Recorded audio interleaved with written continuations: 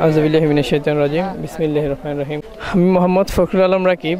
আমার বাড়ি হচ্ছে যাদবপুর ৬ নং ওয়ার্ড। আমি যাদবপুর মানবিক সংস্থার স্বার্থ সংস্থার একজন সদস্য। জি, আমাদের সংগঠনের কার্যক্রমগুলো হচ্ছে যে আমরা বিশেষ করে গরিব অসহায় যে যারা আছে তাদের মধ্যে যে যতটুকু সাহায্য সহযোগিতা করার আমরা সর্বোচ্চ চেষ্টা করি, এবং আমাদের যারা অসুস্থ রোগী আছে তাদেরকে আমরা আর্থিকভাবে সহযোগিতা করি, এবং বিশেষ করে রক্তর ক্ষেত্রে আমরা ব্লাড ডোনেট করি যাদের রক্তের সমস্যা থাকে বা রক্তের প্রয়োজন হয়।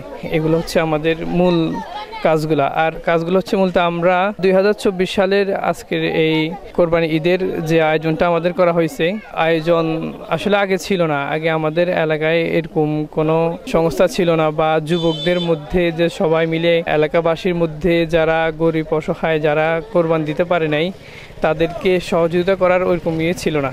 যাক, আলহামদুলিল্লাহ, এখন আমাদের এই সংস্থার মাধ্যমে আমরা চেষ্টা করছি যতটুকু সম্ভব, স্বল্প হলেও ইনশাল্লাহ আগামীতে আমরা আরও বেশি করে ভালো কিছু করার চেষ্টা করব। দেশে বা দেশের বাইরে যে আমাদের যারা রয়েছে তাদের মধ্যে বিশেষ করে হচ্ছে আগে আমাদের যারা এলাকায় বা দেশে আছে তাদের প্রতি আমাদের আহ্বান এতটুকুই যে আমরা সবাই আসেন, একসাথে কাজ করি, একসাথে মানবিক সংস্থায় কাজ করি। এটা তো কারো ব্যক্তিগত কিছু না, এটা হচ্ছে যে একটা সংগঠন যার মাধ্যমে আমরা গরিব অসহায় দুস্থদের মাঝে দুস্থদেরকে সহযোগিতা করতে পারি।